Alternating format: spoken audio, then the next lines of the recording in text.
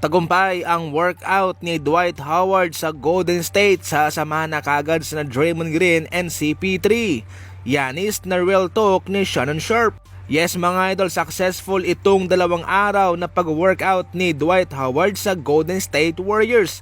At kaya inaasahan na sa araw na ito ay magkakaroon na ng desisyon kung siya ba'y kukunin ba talaga ng Golden State.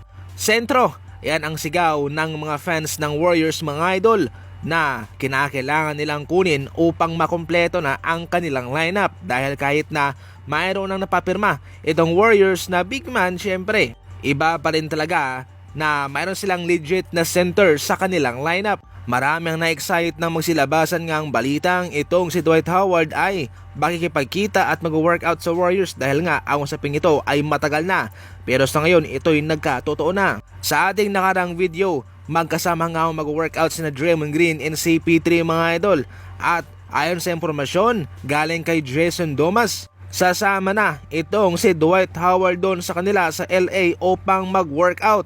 At sa Huwebes na po yan, sa atin dito sa Pilipinas ay nasa Biyernes. Sa ngayon mga idol, atin na lang hihintayin dito kung ano ang magiging resulta ng kanyang pag-workout sa Warriors.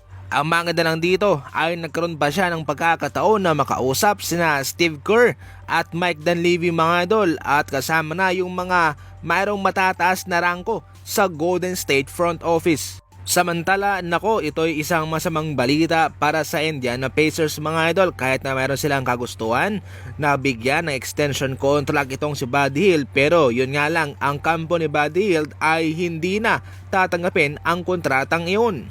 Kahit na mayroon na silang negosasyon sa panibagong kontrata ni Buddy Hield mga idol, ayon sa impormasyon, hindi raw na kontento itong kampo ni Buddy Hield, at ngayon itong Pacers ay naghahanap na ng kanyang bagong kupunan. Yan sa ngayon ang gagawin ng Indiana Pacers upang kanilang mapakinabangan man lang itong si Buddy Hield, kaysa sa ito'y pumasok sa free agency at wala silang makukuhang kapalit. Ayon sa impormasyon, wala namang gustong puntahan itong si Buddy Hield o mga kondisyon, at kaya dahil dyan malayang makakahanap ng bagong team itong Pacers para sa kanya. Siguradong maraming team ang maghahabol dito mga idol kay Buddy Hield, kung saan ito ay nag-average lang naman ng 17 points, 5 rebounds and 3 assists sa kanyang shooting na 45% sa field and 41% naman sa 3-point line. Parang gusto atang mapunta ni Buddy Hield mga idol sa isang powerhouse team, di ba, kung saan siya ay magkakampiyon, mas mataas ang kanyang tsansa Para sa inyo mga idol, saan nyo ba gusto makita itong si Buddy Hield? Mag-comment lang sa comment section na pag-usapan na yan. Sa ating huling balita, pinapamukha ngayon ni Shannon Sharpe kay Yanis na wala siyang utang na loob sa Milwaukee Bucks. Ito ay marahil gugustuhin ni Yanis na umalis sa Milwaukee Bucks kung siya ay makakahanap ng magandang pagkakataon sa ibang kupunan. At ang isa sa mga rason ay kung sakaling hindi na siya mabibigyan ng Milwaukee Bucks ng agarang tulong para sila'y magkampiyon. Well, pinaalala ni Shannon Sharpe kay Yanis na mayroong 2 pwesto itong Milwaukee Bucks na nakapangalan sa kanyang 2 kapatid, at ngayon kini-question niya ang Milwaukee Bucks na baka mabigong bigyan siya ng tulong. Parang wala lang delikadesa itong si Yanis mga idol sa kanyang pinagsasabi, dahil ayon pa kay Sharpe, wala nang ibang kupunan pa na papalaruin itong kapatid ni Yanis mga idol kundi sa Milwaukee Bucks lang. Maski sa Milwaukee Bucks nga ay hindi na ito nabibigyan ng rotation, kung baga doon lang sa kanila nakopo, dahil nandun nga siya itong si Yanis sa Milwaukee Bucks.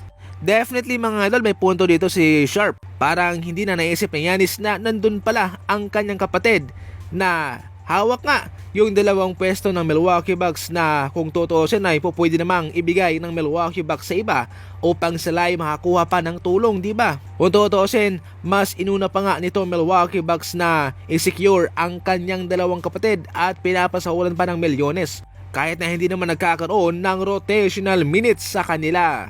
Para sa mga Fast Break balita at komentaryo, tumutok lang palagi sa The Fast Break page mga idol. And as always, good morning and thank you for watching.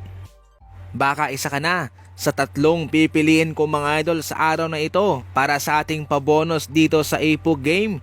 Sa mga gustong sumali, napakasimple lang, i-download itong Ipog Game at mag-send sa akin ang screenshot o yung mga naka-download na all goods na yan, screenshot lang at ipadala sa Facebook page natin mga idol.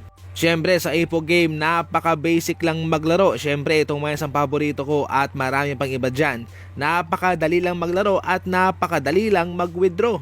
Matik, papasok ka agad yan sa Gcash mo. Sa mga walang puhunan dyan, ito na ang pagkakataon nyo. Pipili ako ng 3 maswerteng mapipili araw-araw mga idol para mabigyan ng puhunan sa Ipog game.